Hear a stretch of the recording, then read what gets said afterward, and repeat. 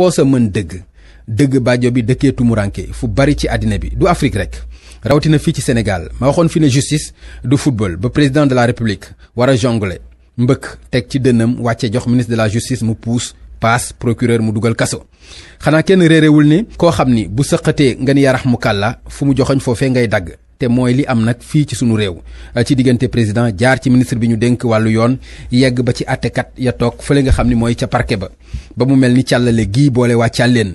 Macky Sall président Malick Sall ministre de la justice ak juge Samba Sall ñoom ñëpp Sall te du tey yàgg na fi ca jamonoy Blaise Diagne ak peste ba ci jamonoy coronavirus ak Macky Sall képp ku ci saxoowul ragal yàlla ak maandute ci sa àtte xam ni lépp lu ñu fi àtte dinañ ko àtte waat nga dëkkee tëj ci kaso bi ku ñu tooñ xoolal ci ñi ko fi defoon daaw ren gi ñëpp leen yéen a sarax man fu ñu ne Sénégal réewu yoon la ba sama xel dem ci àtteb Khalifa Sall ak Karim Wade ma rus politique gu ma nag jarul ñi ànd ak Khalifa Sall mbaa Karim Wade di applaudissé di tàccu waaye dadi maa ko def te kenn du ko wax barkeb kenn dafa yeggul dama bëgg ku fi falooti bañ fee nekkee ay pexe ak i galgal ak i njuuj njaaj ba bu ñu yeggee ci ay xëccoo njiitu réew ku ne mën a samp sa ndënd rendi sa seega bàkku ñu bëre ku mën sa morom daan démocratie dong moo ci am ndam te président xanaa xamoo ni pexe boo lal ba falu boo ko lalli woon du la teree falu ak pal ak polleeku fa ko yàlla binde benn loxo bu ko mën a effacer jotewu fa ci misaal ñu fàttaliku la ca woykat ba waxoon ne Bilaal dafa noddu tisbaar ba jël satalaam di waajal waxtu foofee la ko yàlla moomee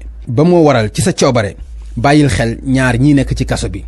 te seen wéré di wër àddina muy Abdou Karim Gueye ak Assane Diouf faraluma leen ndax man faraluma kenn waaye ku wopp ku ne l'hôpital ay sa kër poosa mën dëgg